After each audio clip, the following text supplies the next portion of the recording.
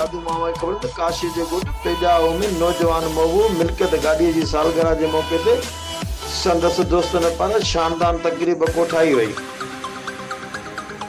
मल्हायल 26वीं सालगिरह जी अनोखी तक़रीब में सभई दोस्त शरीक थी। महबूब मिल्कियत गाॾीअ जे सालगिरह केक काटण खां पहिरियां खेसि पग ॿधाई वई।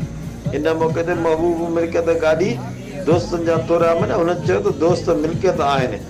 इन्हनि दोस्तनि सरप्राइज़ ॾींदे सालगिरह तक़रीब मल्हाई मान ॾिनो आहे। दोस्तनि जा थोरा लाहे नथो सघां मगर ॻाइबा रहिबा।